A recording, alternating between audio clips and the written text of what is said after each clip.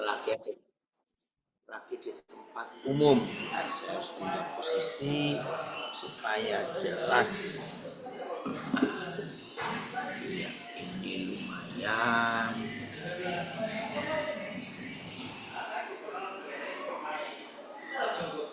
Bentar ya. Tolong dicek suara saya yang di Facebook, Instagram bisa dengar jelas. Saya ingin tahu ini.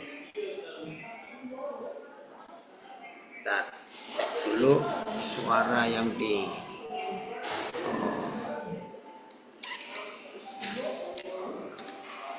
maaf ya, maaf.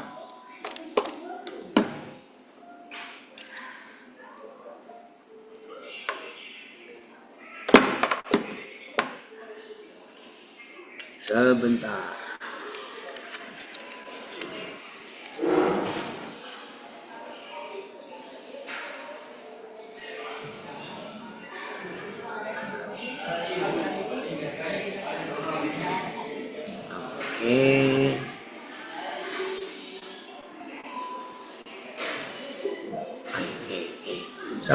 Sabar dulu. Saya masih ngatur. Zoom jelas ya? Enggak, yang di Facebook, Instagram bagaimana? Tolong dibantu cek. Di IG jelas, Pi? Jelas ya, Facebooknya ini masih ganggu sebentar. Aduh, kenapa ini Facebooknya?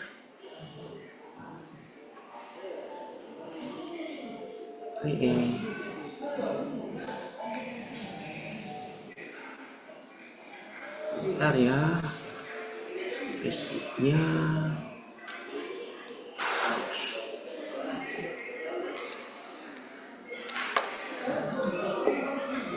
Maaf.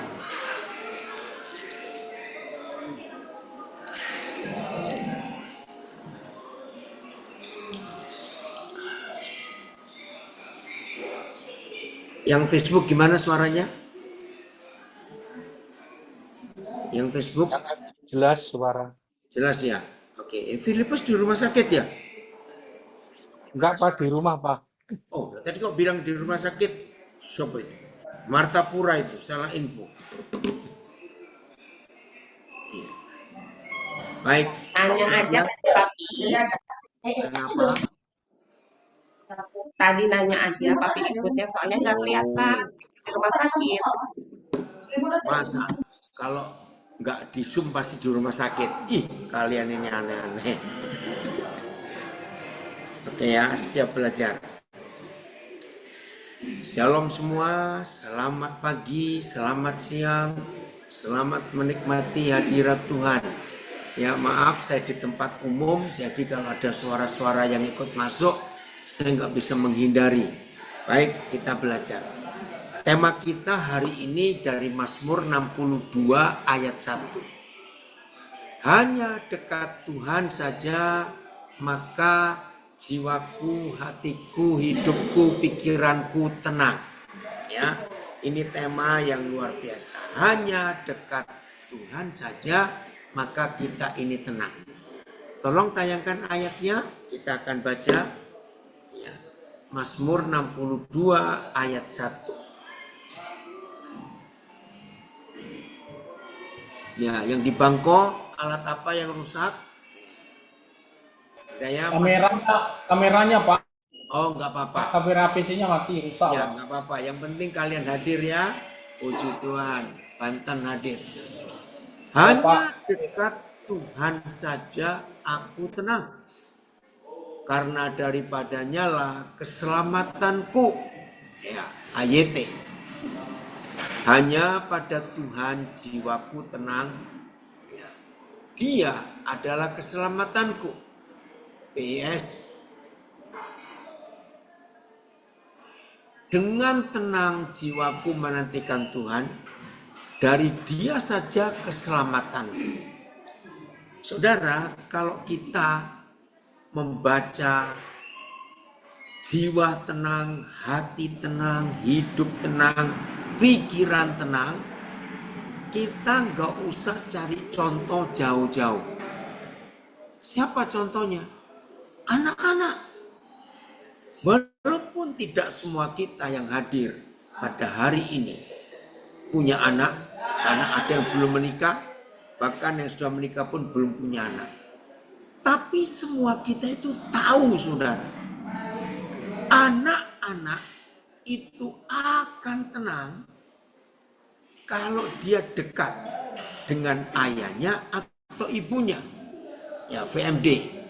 Kepada pimpinan KUR, ya, Yedutun, nyanyian Daud. Aku harus tenang dan berbalik kepada Tuhan. Hanya Dia yang dapat menyelamatkan aku. Wah, ini luar biasa. FIH-nya sekalian, Phil. FIH. Aku berdiam diri di hadapan Yahweh dan menantikan Dia untuk melepaskan aku, karena keselamatan datang dari Dia semata-mata. Ya, kemarin pagi saya di dalam pesawat menuju ke Jakarta. Persis duduk di depan saya satu keluarga, suami istri dengan 2 anak perempuan. Anak yang pertama sudah besar, kira-kira ya 5 tahun lah. Ya, anak pertama ini tenang sekali, main apa gitu. Nah, adiknya itu kira-kira umur 5 bulan. Nah, biasa kalau dalam pesawat ada bayi, itu ada seperti keranjang untuk menempatkan bayi itu. Ya, wahai, ayo konsentrasi, wahai. Ya. Nah, tiba-tiba semua kami yang dekat kursi keluarga ini mendengar cerita si bayi itu yang dalam keranjang itu. Nah, ibunya nggak bisa ambil bayi itu karena dia lagi jaga anak yang besar. Nah, ibunya cukup panik. Karena gimana ngani 2 anak ini? Nah, suaminya, sang ayah, lagi ke kamar kecil. Saudara, wah, pramugari juga ikut sibuk. Anak ini nggak mau tenang. Nggak lama kemudian ayahnya datang. Saudara, saya lihat langsung di depan saya. Karena saya duduk di kursi nomor 22, dia di kursi nomor 21. Begitu, lihat, belum disentuh oleh ayahnya, belum disentuh. Ayahnya baru nongol, baru datang, ya, melihat ke bayi yang sedang nangis ini. Nah, karena itu di depan saya, jadi saya kelihatan jelas. Saya betul-betul luar biasa, langsung senyum. Bayi ini melihat wajah ayahnya. Nah, saya nggak akan lupa peristiwa kemarin. Maka itu tadi ketika Pak Filipus sekali menyebutkan tema kita hari ini. Betul, hanya dekat Tuhan saja, maka jiwaku itu tenang. Saudara, kalau ada di antara kita, maaf, khususnya anak-anak saya, warga binaan yang diberkati Tuhan.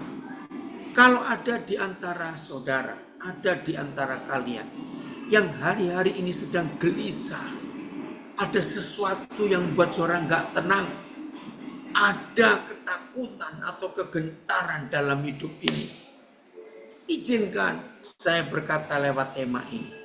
Berarti saudara sedang tidak dekat Tuhan. Lalu dekat siapa? Maaf, ada warga binaan, ada orang yang punya kasus, ya, ditangani oleh seorang pengacara yang cukup terkenal. Pengacara itu, ya, cukup terkenal. Nah, pasti, dan itu wajar, maka orang yang punya kasus lalu didampingi atau ditemani oleh pengacara yang terkenal, wajar nggak kalau langsung tenang jiwanya? Ya wajar, karena pengacara ini. Nah, kalau ada di antara kita warga binaan yang hari-hari ini nggak bisa tenang dalam hidup, mungkin pengacara yang saudara andalkan tiba-tiba nggak bisa dihubungi, terus waktunya makin mepet. Nah, maka itu saya katakan, kalau ada di antara kita, siapapun kita, ya, yang di luar maupun yang di dalam, Tapi hari-hari ini sedang tidak ada ketenangan, gelisah, takut, was-was, susah tidur. Ayo, putuskan, ya, putuskan. Aku mau cari Tuhan, aku mau dekat Dia saja. Ada komen dari Nabi Re ini. Penjelasan ini sangat sederhana, tapi luar biasa, keren. Jadi lucu ya, kalau ada orang rajin ke gereja, sedang ibadah, tapi tidak tenang. Oh banyak. Kalau ada orang Kristen sedang ibadah di gereja, tapi hatinya tidak tenang, maaf, karena hatinya dan hidup orang itu sedang tidak dekat Tuhan, walaupun sedang di gereja. Pasti sedang kepikiran, pinjolnya belum dibayar, sedang ditagih, maaf ini. Atau ada hal-hal yang lain yang menyebabkan orang itu nggak tenang. Maka itu tidak jaminan. Walaupun tubuh kita duduk di ibadah. Seperti sekarang. Ada berapa ini? 54 yang tergabung. LP-nya saya nggak tahu berapa. Ikut ibadah. Bisa di Instagram, bisa di Facebook. Ikut ibadah. Tapi bisa tidak tenang. Karena yang diharapkan, yang dinantikan, itu nggak ada. Entah pergi, entah sedang HP-nya dimatiin atau apa. Maka itu saudara, Papa kita di surga tidak pernah meninggalkan kita barang sedetik pun. Dik sedetik pun Papa itu tidak pernah meninggalkan kita. Wih, itu kan luar biasa. Maka itu kalau ada di antara kita yang sekarang sedang belajar dan mengalami kegelisahan, mengalami kegentaran, mengalami ketakutan, mengalami kesesakan, ayo cari Tuhan. Seperti seorang anak, begitu melihat ayahnya atau ibunya langsung senyum, sebab mereka tahu aman kalau ada papa dan ada mama. Jadi, saya ulangi lagi, siapa saja yang mengalami ketidaktenangan, sedang gelisah, bukan stres ya, gelisah, was-was, panik, berarti saudara sedang menjauh dari Tuhan. Yesaya 41 ayat 10. Betul ya? Ini cucu saya, Marga Sidauruk. Betul ya Jos? Amin. Papa Yesus itu Papa yang sangat baik, tidak pernah meninggalkan aku. Amin Jos. Ya. Yesaya 41 ayat yang ke-10. Ada kalimat penting yang kita temukan di ayat ini. Janganlah takut. Lihat kalimat pertama, Papa langsung berkata, janganlah takut. Kenapa kita dilarang takut? Kenapa kita tidak boleh takut? Sebab aku menyertai engkau. Haleluya. Kedua, janganlah bimbang. Kenapa enggak boleh bimbang? Sebab aku ini Tuhan. Apa sih artinya? Kalau Dia itu jadi Tuhan kita, sekarang bayangkan alam semesta yang tak terukur luasnya itu bisa dikontrol, dikendalikan oleh satu pribadi. Itulah Tuhan kita. Saudara bayangkan, yang ada di luar angkasa itu triliun planet. Ada sekian juta matahari, dan setiap satu matahari punya gugusan planet-planet sendiri. Dan itu jutaan matahari, bukan ribuan. Jutaan matahari dengan masing-masing planet yang beda-beda. Jadi ada sekian banyak triliun planet. Tuhan atur, gak ada satupun yang tabrakan. Maka itu saya ulangi 2 kalimat ini. 1, janganlah takut. Apa jaminannya? Sebab Papa kita menyertai kita. Ingat anak-anak, begitu lihat papa dan mamanya, tenang. Kedua, janganlah bimbang, sebab aku ini Tuhan. Nah, setiap kali saudara dan saya mendengar kata aku ini Yahwehmu, aku ini Tuhanmu, aku ini penyelamatmu, ingat, dia itu pengendali, penguasa triliun-triliunan planet. Nggak ada yang tabrakan, semua diatur, semua dikontrol, semua dikendalikan oleh satu pribadi, Tuhan, yang tidak lain adalah ayah, papa buat kita semua. Lalu dia melanjutkan, aku akan meneguhkan. Apa arti kata meneguhkan? Mengokohkan, untuk enggak goyang. Ya, kalau ada gempa bumi, kita takut karena goyang. Ya, maka itu kalau orang Minahasa berkata gempa bumi itu keren, tanah goyang, itu orang Minahasa. Nah, ketika terjadi kegoncangan, Tuhan meneguhkan. Enggak cuma meneguhkan, Tuhan menolong kita. Enggak cuma menolong, dia memegang kita dengan tangan kanannya yang membawa kemenangan. Nah, kata tangan kanannya memegang kita, ini yang saya mau uraikan. Saudara, siapapun juga manusianya, entah dia presiden, entah dia jenderal bintang 4, entah dia ahli, seorang kaya, orang punya posisi, punya kedudukan, punya kuasa. Dengarkan, you can, siap yang untuk wisuda November nanti. Siapapun orangnya, begitu ada rasa takut, coba. Saya mau saudara menemukan fakta ini. Siapapun orangnya, begitu merasa ada yang menakutkan, cuma satu, refleks, tangannya akan pegang sesuatu. Entah pegangan kursi, ya tangan kursi seperti saya duduk ini. Serius. Ternyata untuk mengatasi ketakutan, untuk mengatasi kegentaran, untuk mengatasi kegelisahan, cari sesuatu yang saudara bisa pegang. Wah, ini luar biasa. Saudara lihat anak-anak kecil, bayi sekalipun, ya, nggak kenal sekalipun, ketika mereka sedang santai, ya, coba masukkan jari telunjuk kita ke tangannya.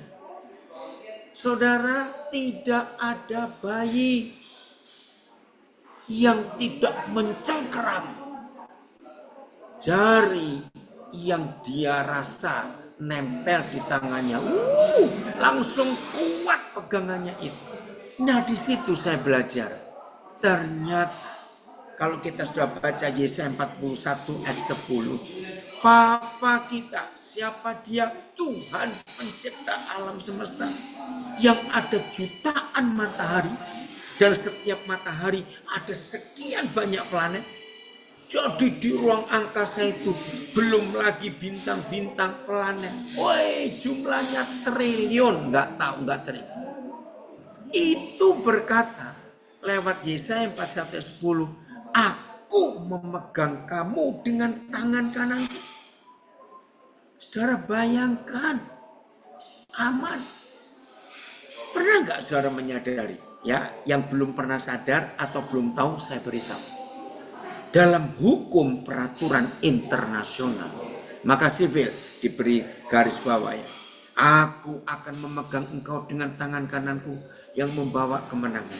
Dalam hukum peraturan internasional. Ayo yang belum tahu supaya tahu. Tidak boleh ada tangga yang membawa orang dari lantai 1 ke lantai 2 dan seterusnya. Tidak boleh tangga itu hanya tangga, anak tangga. Lalu ada apa? Perhatikan. Paling tidak di bagian kanan orang naik,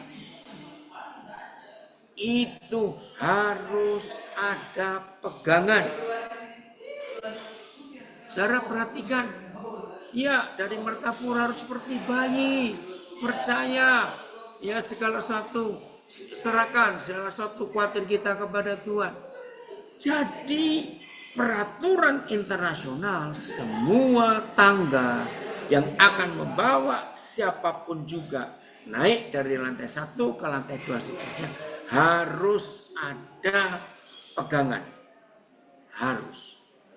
Sebab orang yang naik tanpa memegang sesuatu di tangannya, itu keseimbangannya enggak stabil.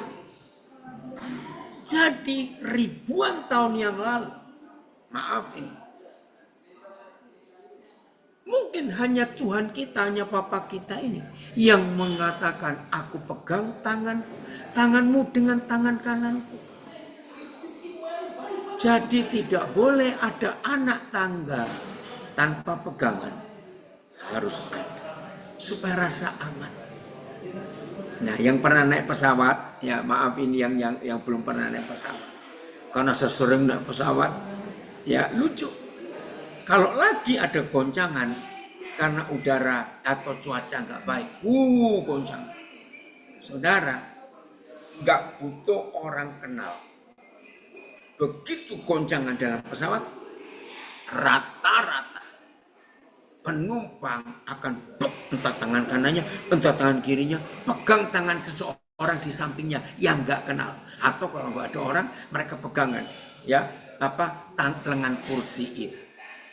Dan secara psikologis, ketika ada sesuatu yang menggoncang, lalu tangan kita sempat raih sesuatu, ya sesuatu bukan tangan orang, itu rasa aman muncul. Apalagi kalau kita bisa meraih tangan orang yang kita kenal, wah lebih aman lagi. Kagum nggak melihat Papa kita seperti itu. Jadi kalau hari ini dipilihkan tema Mazmur 62 ayat 1, hanya dekat Tuhan saja jiwaku tenang. Terima kasih Bapak. Belajarlah kepada anak-anak. Jadi semua bayi ketika sedang tidur atau sedang santai, begitu ada jari telunjuk yang diletakkan di telapak tangannya, langsung dipegang. Ayo sadari bahwa Papa kita yang adalah Tuhan kita, yang artinya pencipta dan pemilik dan penguasa atas alam semesta ini, dia yang mengendalikan, dia yang ngatur seluruh planet dan bintang-bintang yang jumlahnya triliun dan tidak ada yang tabrakan satu dengan yang lain.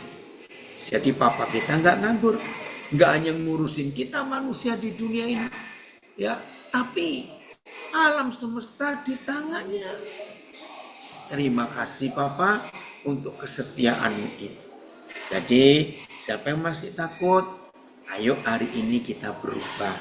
Ya, percayalah ada Papa kita yang luar biasa, yang Dia berikan kepada kita.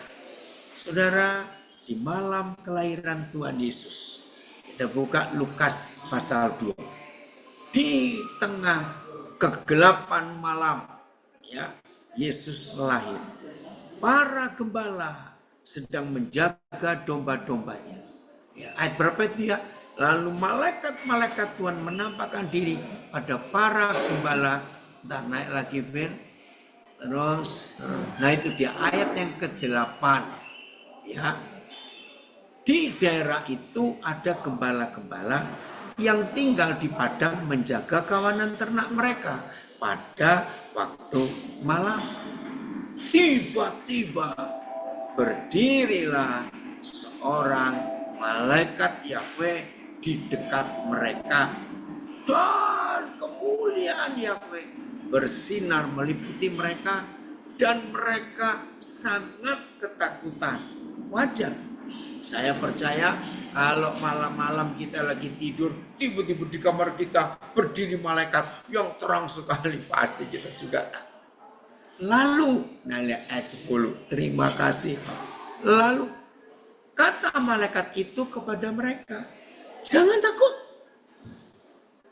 Ini kalimat yang wajib diucapkan setiap kali Bapa hadir dalam hidup manusia. Jangan takut. Sebab sesungguhnya aku memberitakan kepadamu kesukaan besar untuk seluruh bangsa. Sudah terjadi, ada kesukaan besar waktu Yesus lahir. Dan kesukaan besar ini akan terus mengikuti kita sampai kapanpun juga. Bisa berkata amin? Saya ulangi, kesukaan besar yang terjadi ribuan tahun yang lalu ketika Yesus Tuhan kita lahir. Kesukaan besar untuk seluruh bangsa ini akan terus mengikuti kita. Bahkan sampai alam ini, sampai bumi ini berhenti berputar, tetap kesukaan besar ada dengan kita. Nah, mau takut apa? Ini dia, janganlah takut. Ya memang karena takut. Hakim-hakim, pasal berapa ya tentang Gideon? Nah, suatu hari Gideon itu ketakutan. Kita lihat ya, Gideon, hakim-hakim. Naik lagi, pasal 6. Coba pasal 6. Hakim-hakim, Gideon itu pasal 6 ya? Ya, betul. Ya. Terus. Naik lagi. Ayo, oke. Mulai 2. Dan selama itu orang Midian berkuasa atas orang Israel. Karena takutnya kepada orang Midian itu, maka orang Israel membuat tempat-tempat perlindungan di pegunungan, yakni goa-goa dan kubu-kubu. Terus ya, naik lagi. Jadi orang Midian ini menjajah, menyiksa, merampok ya harta benda panen ternak orang-orang Israel. Terus ya, naik lagi, yang Gideon sembunyi di tempat pengirikan anggur. Terus naik lagi. Ya, ini dia ayat 12. Ayat 12. Oh, ayat 11. Ini aneh ya. Ayat 11.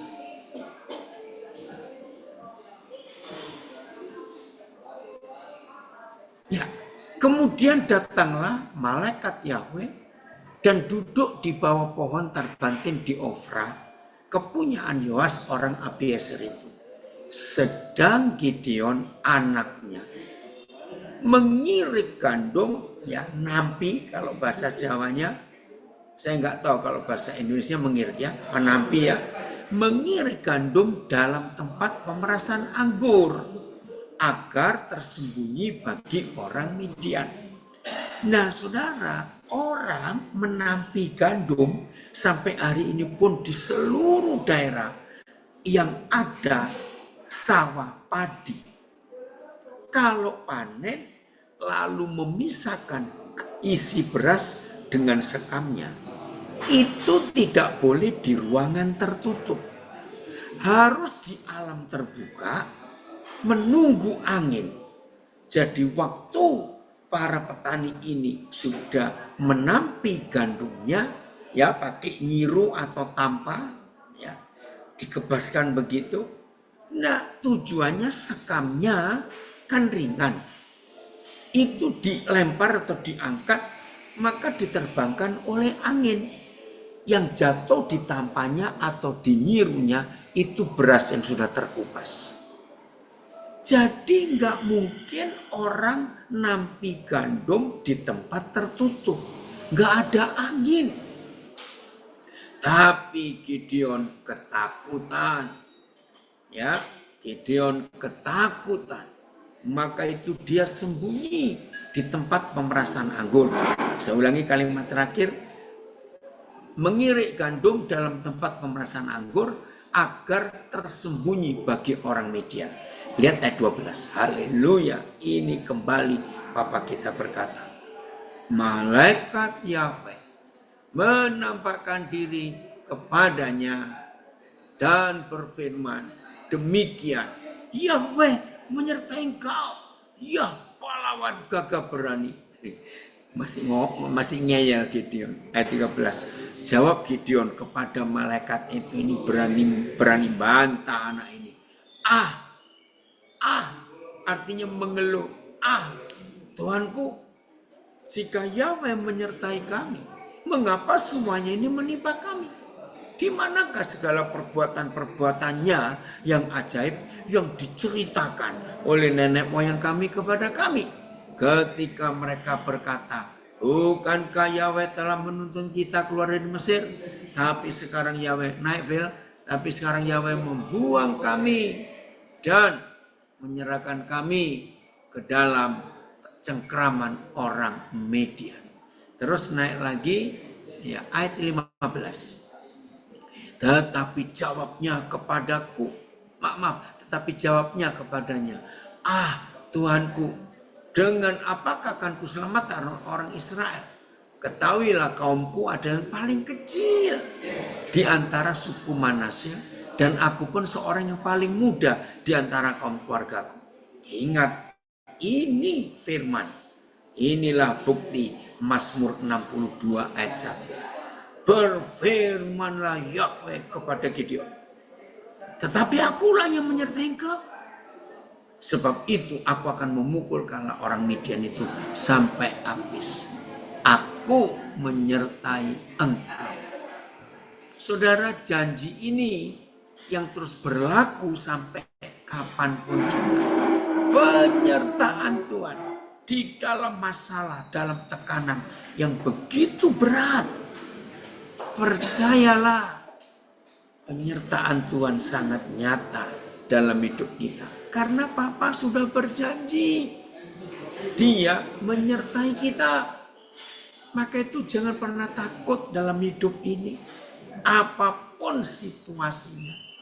Kalau kita dekat dengan Papa di surga, haleluya.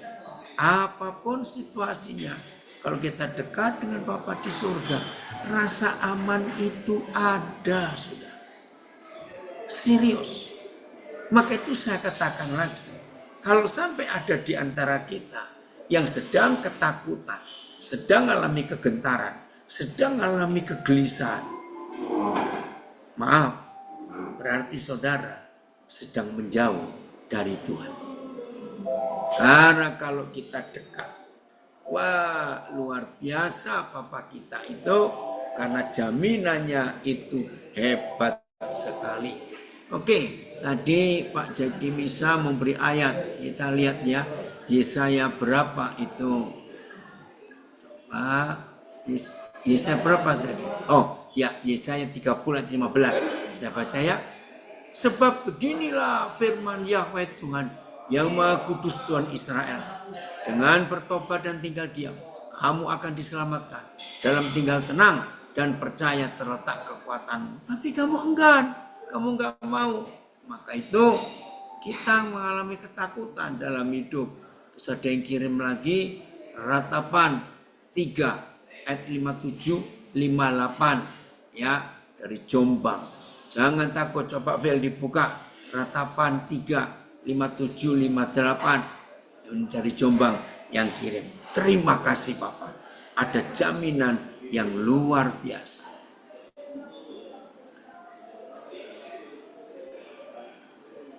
Lima tujuh ya. Engkau dekat tatkala aku memanggilmu. Engkau berfirman, jangan takut. Haleluya. Terima kasih Lapas Jombang kirim firman ini. Ayat 58-nya coba kita lihat.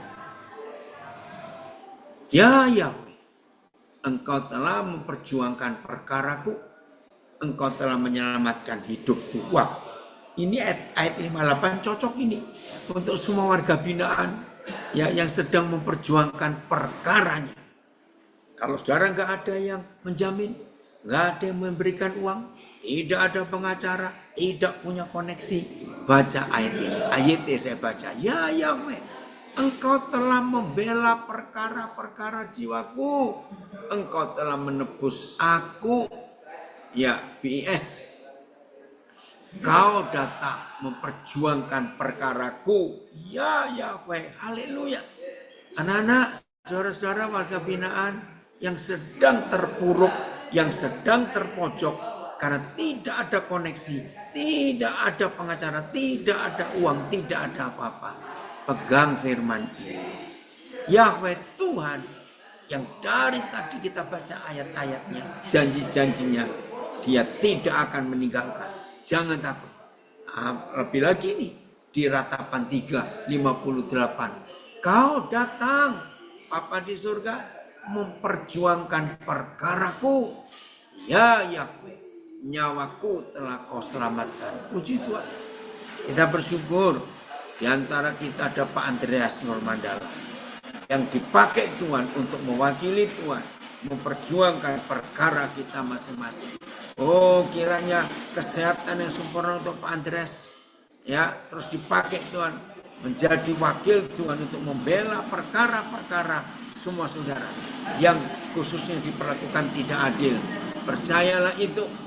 Maaf ya, ada suara ribut sebentar biar dia lewat.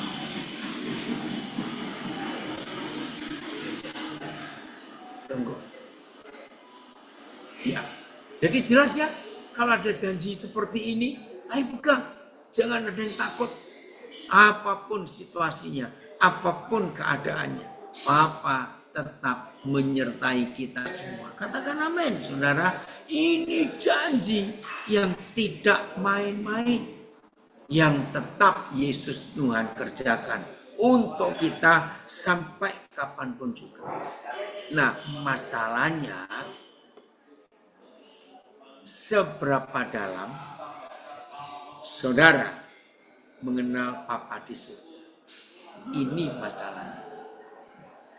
Rajin ibadah dan rajin baca Alkitab.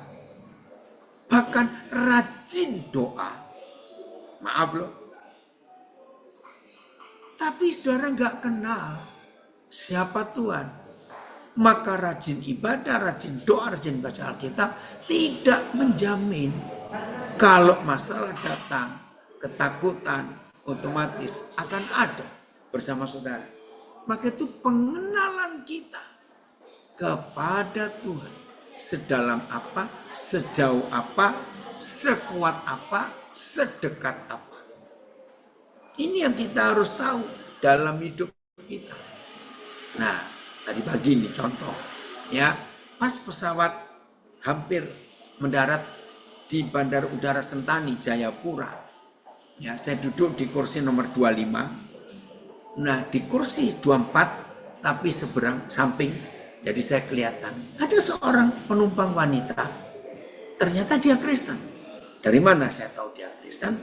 Ya, karena sudah siap semua, pasang sabuk pengaman, pesawat mau mendarat. Tiba-tiba saya perhatikan ibu ini mengeluarkan sebuah kotak kecil. Ya, karena pas di samping kiri saya depan, ya, saya nomor 25, dia 24. Wih, saya langsung lihat dia menyiapkan perjamuan kudus. Jadi ada hosti, ada tempat anggur. Saya perhatikan saja. Wih, tiba-tiba saudara, dia angkat hosti itu tinggi di atas kepalanya sambil qomat hamid. Saya tahu dia doa.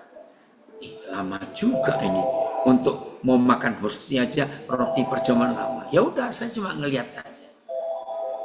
Begitu dia selesai hosti, dia ambil cawan, dia angkat lagi tinggi begitu, doa lagi.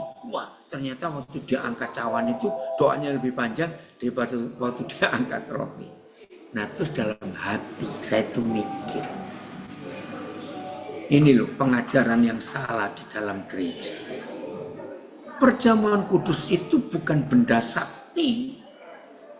Perjamuan kudus itu tidak bisa menggantikan posisi Tuhan Yesus. Jadi selama dia melakukan ritual yang kelihatannya hebat dan rohani, terus terang Tuhan gak mau kehadirannya, posisinya digantikan dengan benda-benda buatan manusia. Walaupun itu perjamuan kudus. Tapi penempatannya bukan untuk ini, untuk itu. Nah, saya masih mikir setelah dia menyelesaikan ritualnya, makan roti, minum anggur, masukkan, dia keluarkan botol kecil, angkat lagi. Ya, tahu nggak? Minyak urapan. Habis dia angkat botolnya, dia berdoa lagi. Terus dia ambil ya, dibalik di jarinya, dia oleskan ke dahinya, dia oleskan ke lehernya. Saya pikir ini, maaf ya saudara, Tuhan tersinggung kalau saya pakai bahasa manusia. Kalau roti perjamuan, anggur perjamuan, minyak urapan itu bisa mengganti posisi Tuhan Yesus. Aduh, ampun dah. Ngapain Papa di surga repot-repot menjadi manusia lalu disiksa mati, disalib bangkit? Ya usah. Ya udah pakai aja ritual itu. Maaf. Sedih hati Tuhan melihat fakta ini. Jadi kehadiran Tuhan tidak bisa digantikan. Catat, pasti akan kaget. Kehadiran Tuhan tidak bisa digantikan dengan doa. Pasti kaget. Doalah sampai kencang, doalah sampai lama. Tapi kalau kita nggak lengket, nggak melekat hati kita dengan Bapa di surga, doa itu cuma sarana yang tidak membuat kita ketemu Tuhan. Karena saya ketemu banyak orang rajin berdoa, tapi tetap khawatir itu hidupnya. Maaf loh. Rajin berdoa tidak membuat orang itu kenal Tuhan. Ingat ya, apalagi dengan ritual, apalagi dengan semua sarana-sarana. Maka itu tolong gereja-gereja, maaf, yang kelihatannya rohani, masih pakai benda ini, benda itu, air ini, air itu. Awas. Jauhan. Nih ada anak dari Taipei. Jangan menggantikan posisi Tuhan Yesus dengan doa yang panjang, dengan baca Alkitab, dengan benda ini, benda itu. Tidak. Yesus itu Yesus. Tidak boleh diganti dengan apa saja. Pasti kaget, saudara. Kalau saya ngomong tadi, rajin doa belum tentu membuat kita kenal Tuhan. Karena saya ketemu tidak sedikit orang Kristen doanya luar biasa, bisa berjam-jam, tapi masih khawatir.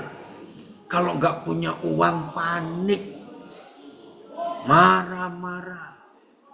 Lah apa gunanya? Justru satu-satunya tanda saya katakan, seperti anak-anak bayi, anak-anak kecil. Begitu bayi-bayi, anak-anak itu merasakan kehadiran orang tuanya, aman. Maka itu kenapa terbukti dalam kisah nyata sehari-hari. Kalau ada seorang ibu, ada seorang ayah meninggalkan bayinya karena urusan tugas, urusan tanggung jawab, masih ingat fakta ini. Maka baju kotor, maaf loh, yang masih bau keringat, itu didekatkan di samping bayi yang sedang tidur. Saya dulu pertama tahu hal ini, udah lama sekali. Saya bilang jorok benar ini orang tua ini. Baju kotor, bau keringat, kok dijadikan teman? Ya, aduh, bagaimana itu? Nah, ada yang komen lagi ini. Kadang saudara dari sebelah tanya, kiblat orang Kristen kemana? Kami selalu jawab kiblat kami di dalam hati, karena di situ Tuhan kami berada. Amin, betul sekali. Iya, Tuhan tidak hanya di satu tempat. Apa artinya dia maha hadir? Dengar ya, kita percaya dia itu maha hadir. Apa gunanya kita mengakui dia maha hadir, tapi kita sembunyikan dia hanya di satu lokasi. Sehingga umatnya seluruh dunia kalau mau sembahyang harus ke arah posisi Tuhan mereka. Ya namanya tidak hadir dong kalau begitu. Kalau dia hadir, dia ada di mana-mana. Bahkan saya sering mengajarkan ini, maaf. Orang beragama kalau lagi sembahyang, maaf, lalu kentut, itu batal. Harus diulang dari depan lagi. Tapi Yesus kita yang Immanuel, itu nggak pernah meninggalkan kita sedetik pun. Jadi ketika kita bertakhta di WC, saya kata bertakhta, sekian menit, percayalah, Yesus tetap Immanuel buat kita. Sebab dia nggak terpengaruh dengan sebuah tempat untuk dia hadir. Tidak. Maka itu saudara, mulai hari ini ayo kita jangan menyembunyikan, menyimpan, menempatkan yang maha hadir hanya di satu lokasi di dunia ini. Maka itu yang jauh-jauh kasihan, bayarnya mahal. Aduh, ini dia. Nah, ini ada komen lagi. Bahkan ada yang ngajar untuk perpuluhan dalam hal berdoa. Jadi sehari ada sekian jam, 1/10 dari 24 jam untuk berdoa. Nah, ini loh yang mata perpuluhan. Masa jam doa pun diperpulukan? Ngawur, ada memang begitu. Ini konsep yang salah. Maka itu saya katakan, ritual kita sehebat apa tidak menjamin kita itu dekat dengan Tuhan. Tidak.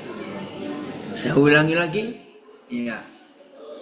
Ada yang tanya dari Serang, kenapa orang Yahudi dalam berdoa kiblatnya ke Yerusalem? Ya, kan memang mereka agama Yahudi. Kan mereka bukan anak Tuhan seperti kita. Itu agama. Jadi memang begitu. Ya. Hei, dari DC. Kapan ini balik masih Jakarta, Jo? Karena Tuhan bertakhta di hati kita. Amin. Bukan di satu tempat yang jauh dari kita. Tidak. Oke ya? Nah, saya ulangi lagi. Jadi yang menentukan saudara dan saya bisa dekat dengan Tuhan, dengan Bapa kita di surga. Saya ulang untuk menegaskan. Tuhan itu hanya mau dikenali. Tuhan tidak mau dibuatkan ritual. Tidak. Beda sekali melakukan ritual. Sehebat apa, serohani apa. Kalau cuma ritual, itu pasti tidak kenal Tuhan karena menjalankan ritualnya. Maka itu ayo hari ini kita sadar, saudara. Hanya ada satu cara mengenal Papa, yaitu bergaul dengan dia. Ya, yang baru tahu pasti kaget. Berdoa rajin belum tentu bergaul dengan Tuhan.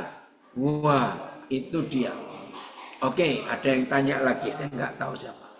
Maaf Pak Daniel, saya mau bertanya, apakah boleh membaca Alkitab atau mendengar khotbah sedang di kamar mandi? Dan pernah baca juga jika kita sedang berdoa, tak lama menguap, Tuhan tak berkenan dengan doanya. Nah, ini ritual lagi. Tadi saya baru sebutkan, jangan lagi mandi. Lagi BAB pun kita tetap bisa berdoa bersekutu dengan Tuhan. Jadi jangan takut. Maaf saya kalau ngomong apa adanya. Kita lagi ngupil. Tahu ngupil tahu maaf. Kita lagi garuk-garuk telinga karena gatal. Percayalah. Di saat itu kita harus tetap berdoa. Bersekutu dengan Tuhan. Ya. Papa lagi di Jayapura nak. Jadi saudara, Tuhan tidak terpengaruh dengan situasi apapun dan tempat sekotor apapun. Bayangkan, masa lupa sih? Yesus Kristus Tuhan yang adalah Tuhan dan Raja. Pernah sadar nggak kenapa milih tempat kandang binatang? Saudara, tidak ada kandang binatang itu bersih. Tidak ada. Yang disebut kandang binatang itu pasti kotor. Maaf, sebab mereka berak dan kencing di satu tempat yang sama. Tapi justru Tuhan kita lahir di situ. Jadi tolong ya, yang masih terpengaruh dengan roh agamawi. Kalau doa harus begini, nggak boleh di kamar mandi, nggak boleh di WC, nggak boleh sedang ngupil, nggak boleh sedang garuk-garuk. Pertama kali saya tiba di Papua tahun 90, masuk ke pedalaman, wih kaget. Semua gereja yang saya masuki di pedalaman, mereka telanjang. Bahkan saya ketemu majelis-majelis gereja, khotbah, mimpin ibadah pakai koteka. Itu tahun 90-an yang lalu. Saudara bayangkan, Tuhan hadir dalam kondisi, maaf, wanita-wanitanya topless istilahnya. Maaf, nggak pakai penutup dada, nggak pakai wanitanya. Tuhan hadir. Aduh, ini luar biasa. Oke, kita baca ayatnya. 1 Tesalonika 5:17. Nah, ini yang soal doa tadi ya. Sudahlah, jangan pakai ritual, jangan pakai teori agama. Enggak harus mandi dulu, cuci ini, cuci itu, tidak. Ya, lagi mandi telanjang, berdoalah, enggak apa-apa. Lihat ini, 1 Tesalonika 5:17. Tetaplah berdoa. Ya, MLT, berdoalah tanpa henti-hentinya. Terjemahan lama, berdoa dengan tiada berkeputusan.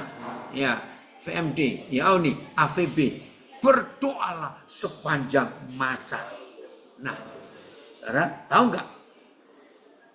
Jadi doa itu 24 jam penuh sehari, 7 hari seminggu full, 30 hari sebulan, tidak putus.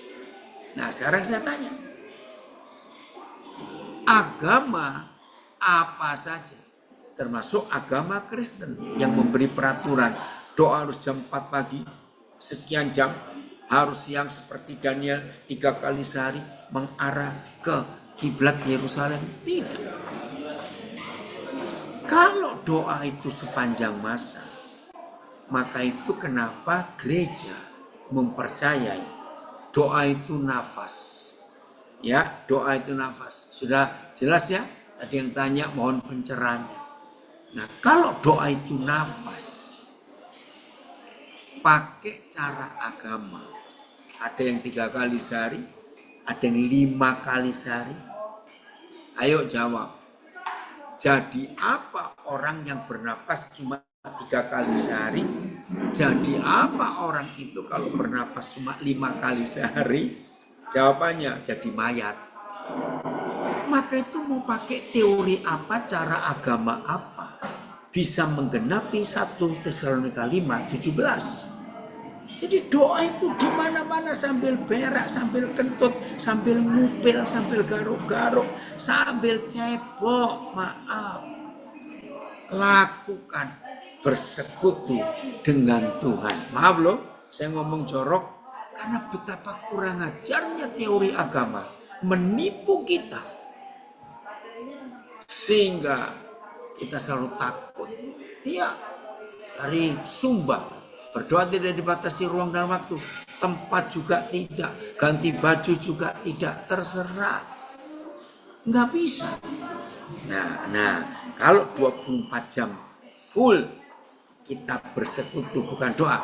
Karena kalau doa itu kan ini, ngomong, cerita, saudara yang nggak sanggup. Apalagi Tuhan Yesus pernah berkata, Kalau kamu berdoa jangan seperti orang Farisi yang diulang-ulang kata-katanya, enggak. Jadi doa yang 24 jam, doa yang terus-menerus itu artinya kita sedang nempel. Masih ingat Yohanes 15? Aku pohon anggur, kamu, kita ini ranting-ranting. Enggak ada ranting pohon anggur. Cuma nempel 3 kali sehari atau 5 kali sehari. Setelah itu keluyuran. Di saat keluyuran balik lagi jamnya. Enggak bisa. Jadi kalau Tuhan Yesus memberikan ilustrasi, kita ini ranting-ranting dari pohon anggur. Artinya dari jadi bayi, bahkan sejak dalam kandungan harus nempel dengan plasenta, dengan tali pusat yang nyambung ke hidup mama. Terus sampai akhir hidup kita berhenti bernapas karena kita langsung jumpa Tuhan. Ada komen, karena kaum agamawi berdoa itu duduk bersila berlutut, lalu tutup mata, ya nungging, ya dahi sampai ke lantai. Enggak, kalau kita tidak. Bapa kita hadir setiap saat 24 jam penuh dalam hidup kita. Nah, kalau terus-terusan begitu, nah ini Amang Siombing masih memberi komen. Masih banyak yang salah konsep tentang doa. Kenapa ya? Organisasi pemahamannya beda. Ya karena mereka nggak lihat Alkitab. Mereka hanya paham ya, oke puji Tuhan. Nah, ayolah kita. Oh, ada tanya ini. Mau tanya, aku kan masuk dalam kepanitiaan buat acara Natal sebagai seksi musik. Terus tiba-tiba kerjaan saya sebagai seksi musik diambil alih sama pemimpin di sana tanpa ada diskusi ke aku. Ya udah apa-apa, karena pelayanan gak cuma main musik di hari Natal kok nak. Tiap saat kita bisa melayani. Justru kalau papa ya tugas main musik hari Natal diambil alih, merdeka, gak terikat. Kamu bisa jadi berkat di luar gereja. Natal itu kan dari kita untuk kita. Harusnya Natal itu harus dari kita untuk orang lain. Ya, jadi kalau aku keluar kepanitiaan, aku jujur marah. Jangan marah dong. Ngapain marah? Harusnya kamu berterima kasih pada pemimpin itu karena kamu dibebaskan dari rutinitas yang belum tentu menyenangkan hati Tuhan. Oi, shalom. Ya, dari Bandung ada motivator hebat sedunia, ya, Indonesia. Terima kasih Filipi 1 ayat 6, betul. Kadang saya ini kesaksiannya ya, yang dari Bandung Pak Paulus Winarto. Kadang saya ngobrol sama Papa di surga saat di toilet, betul. Ini loh, karena sekian menit nganggur duduk, ya ngomong dong dengan Papa. Saya baca lagi ya. Kadang saya ngobrol sama Papa di surga saat di toilet. Kadang di mobil sambil nyetir. Ngobrol sama Papa di surga. Kadang sampai bisa nangis sendiri. Terharu akan kebaikan Tuhan. Cuma bisa bilang thank you Lord. Betul. Nah ini loh pengalaman suara kita. Jadi Papa kita tidak dibatasi oleh tempat, oleh cara, oleh waktu, oleh baju, oleh ritual. Tidak. Dia itu maha hadir. Nah kalau semua saudara berlaku seperti ini, maka mulai hari ini semua kita pasti kenal Papa. Dia Tuhan sebagai Papa buat kita. Kalau kita kenal dia sebagai Papa, aduh hidup ini nyaman, aman, tentram, damai, sukacita. Serius saudara, maka itu kenali dia. Seperti itu. Dan hidup kita akan sangat diberkati. Ada yang tanya, kalau kita doa sesuatu yang kita gumulkan, lama Tuhan jawab dan kita doakan terus. Salah. Ngapain mengingatkan Tuhan terus? Kalau ada satu masalah, Tuhan tahu kok. Masih ingat Matius 6 ayat 32? Akan tetapi Bapamu yang di surga tahu bahwa kamu membutuhkan semua. Jadi kalau doa tentang satu pergumulan, gak usah diulang-ulang. Kalau saudara doa berulang-ulang untuk tentang satu masalah saudara kurang ajar. Dikira Papa tuli, dikira Papa nggak ngerti, dikira Papa nggak tahu, sehingga saudara perlu mengingatkan dia terus. Nggak enak. Ya jangan, cukup sekali Papa tahu. Yang penting pengenalan kita kepada Tuhan itu sempurna. Makin hari makin dekat, makin dekat, makin dekat. Dan kita bergaul dengan, nikmat loh saudara, nikmat sekali. Terima kasih, Papa setia, luar biasa. Ayat terakhir, ya, kita akan melihat bagaimana janji Papa kita untuk menyertai kita. Matius 28 ayat yang ke-20. Ayo, kalau sampai saudara baca ayat ini masih takut juga, ampun. Nah, dari Aceh, berdoa minta satu kali, ucap syukur berkali-kali. Ya, kadang-kadang nggak perlu minta juga, Papa tahu. Ya, dan ajarlah mereka melakukan segala sesuatu yang telah kuperintahkan kepadamu. Tegas. Dan ketahuilah, aku menyertai kamu. Kapan? Sejam? Sekali? 2 jam? Seminggu? Aku menyertai kamu senantiasa sampai kepada akhir zaman. Wah, luar biasa. TSI. Jadi bahkan berdoa minta pun gak perlu, karena Papa tahu. Saudara, awal-awal saya menikah, istri saya itu kaget-kaget. Karena dia sadar, sampai hari ini saya itu gak pernah doa minta keperluan saya.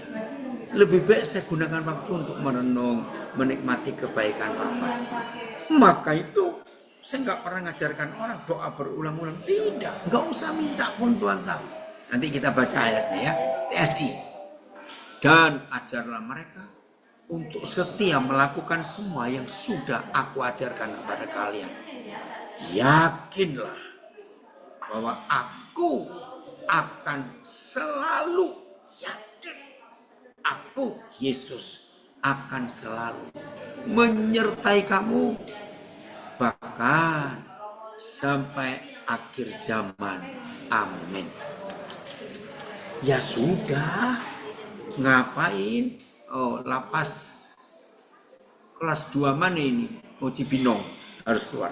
Ya udah, ayat terakhir supaya saudara tahu. Mazmur 139 ayat 4. Mazmur 139 ayat 4. Jadi nggak perlu minta doa pun. Ya.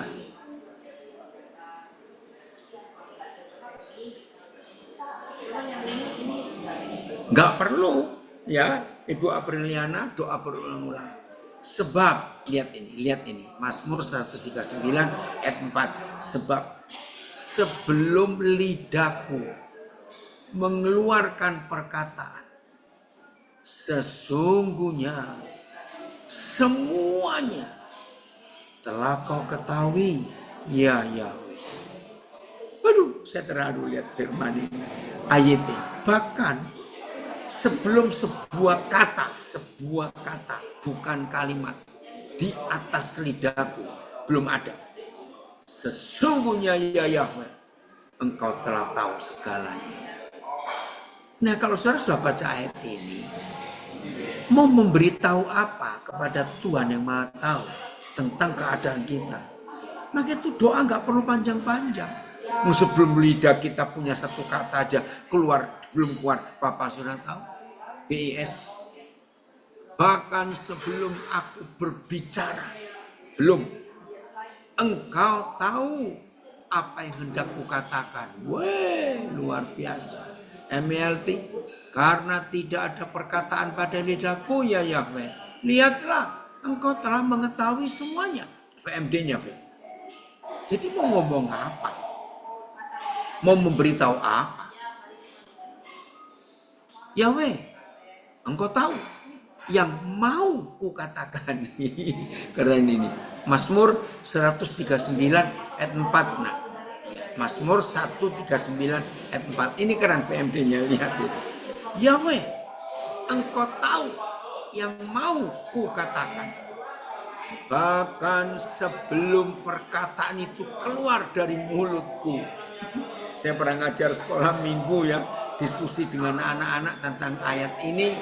Oh, Medan keluar, oke. Saya bilang, anak-anak, kita ini belum kentut, baru mau. Tuhan tahu, kamu mau kentut. Anak-anak tertawa, saudara. Ya, VMD saya baca. Yahweh, engkau tahu yang mau ku katakan, mau lu. Bahkan sebelum perkataanku itu keluar dari mulutku. Evaya,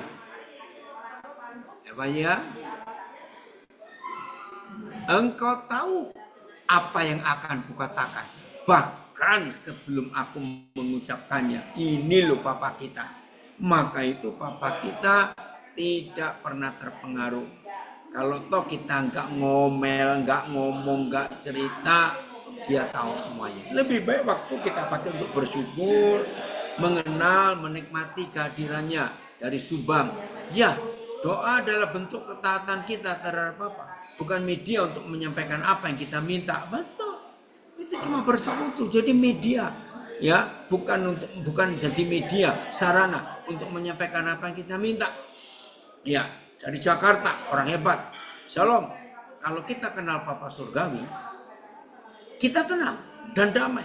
Nggak perlu mikirin kebutuhan, udah disiapin dari entah kapan, sejak kita belum lahir. Haleluya. Nah, inilah hanya dekat Tuhan saja jiwaku itu tenang.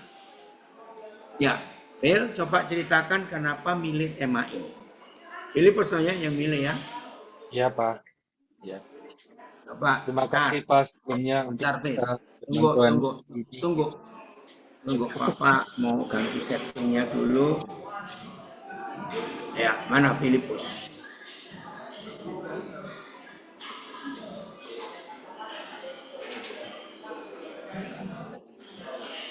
Mana video Phil? Oh ya.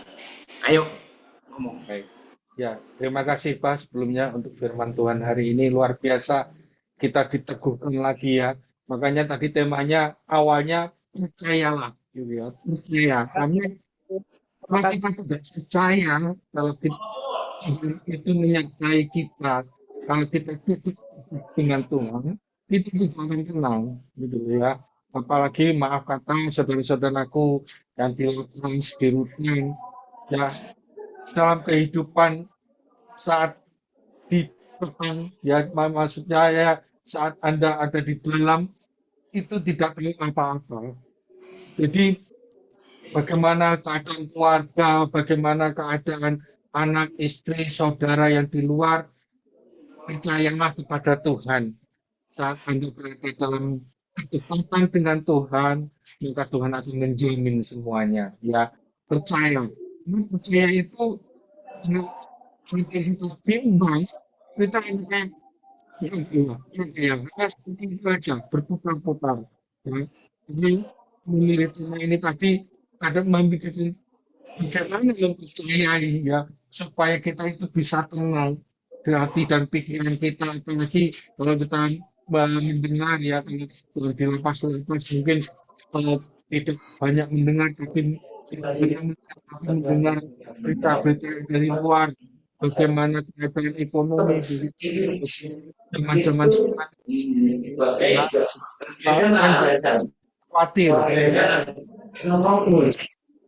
ya jadi kita harus benar-benar mempercayai Tuhan, jangan sampai kita bimbang dengan apa yang kita teguh ya. Bahkan kita kemana kita berada, Tuhan selalu beserta kita. Ya, Tuhan ada di dalam kita. Meskipun kita seperti WC, maka ada di kamar mandi, ada di sawah, di ladang, ada di lapas, yang sudah bertemu dengan banyak orang, Tuhan tetap ada bersama dengan kita. Jadi jangan bimbang, percayalah saat kita dekat dengan Tuhan kita akan tenang. Ya. Nah, ini ada yang bertanya juga nanti akan Bapak jawab ya. Itu kan kenapa saya pilih tema ini supaya bisa mengingatkan saudara-saudara yang di lapas untuk tetap tenang dalam segala keadaan. Ya, baik. Ya saya nggak jelas kan suaramu loh. Baru muncul videonya. Tadi nggak muncul tuh ngomong. Ya udah. Oke. Ya, ada yang tanya Pak Ya. tentang Markus 11 ayat 24. Oleh Ya sebab bacain itu, aja. Ya, oleh sebab itu aku berkata kepadamu, segala apa saja yang kamu minta dengan berdoa, percayalah bahwa kamu menerimanya, Phil, maka suaramu itu nggak akan jelas, terjadi. Phil. Coba. Oh, sebentar, Kenapa ini? sebentar, sebentar, sebentar, Pak. Ya, bagaimana pertanyaannya? Papa ayatnya. Langsung pertanyaannya aja. Ya, ini bertanya tentang ayatnya di Markus 11 ayat 24. Ya, Papa tahu pertanyaannya.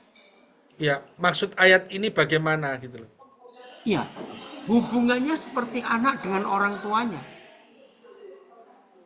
Oh, Artinya kalau kita percaya papa mama kita punya yang kita perlukan, saudara harus langsung berterima kasih. Pa, ma, terima kasih. Aku sudah dapat barang itu, walaupun belum di tangan kita. Nah, maka itu pertanyaannya nggak jelas. Siapa yang tanya coba suruh jelaskan. Jadi kalau kita percaya ada papa yang baik dan di rumah papa kita ada yang kita perlukan, itu nggak perlu minta, bersyukur aja kita sudah terima.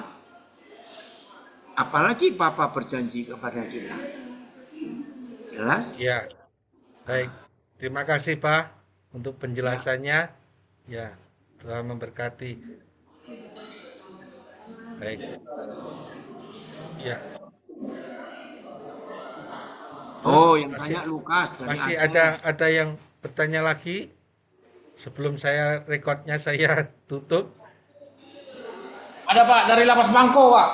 Silakan. Ya, Lampung, kenapa? Bangko Pak. Oh, Bangko. Silakan Lapas Bangko. Tuhan itu maha tahu, maha benar, maha segalanya Pak.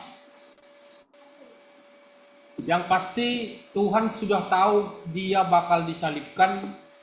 Tuhan sudah tahu bahkan manusia akan menyakitinya. Tetapi kenapa Tuhan masih memberikan kesempatan bagi umat manusia, Pak? Nggak, sebentar. Sudah Tuhan tahu masih dia bakal memberikan disalibkan. apa? Nggak jelas. Kenapa Kenapa Tuhan masih memberikan nafas kehidupan bagi manusia ini, Pak? Oke. Kamu yang tanya, maaf, punya anak nggak? Punya, Pak. Nah, senakal-nakalnya anakmu, kamu cegah nggak supaya nggak bernapas? Ya enggak, Pak. Ya sudah. Kalau Tuhan kamu atur kayak kamu, mati semua kita. Dicekik Tuhan nggak bernapas. Maka itu bersyukur kalau kita masih diberi kesempatan bernapas. Haleluya. Ayo buat yang baik. Ya. Baik. Jelas? Ya, mungkin ada yang bertanya lagi. Ya, selama kita masih hidup, selama Tuhan masih mengasihi kita, mari ya saudara-saudaraku yang di lapas, di rutan, lakukan kehendak Bapa di surga. Taat, Amin. begitu ya. Maka Anda akan semakin dekat dengan Tuhan, semakin mengenal Tuhan, maka Anda Haleluya. akan semakin tenang menghadapi segala sesuatu. Kristo, kenapa Ya, tertawa? Kamu bantu jawab yang tanya tadi. Kristo. ya.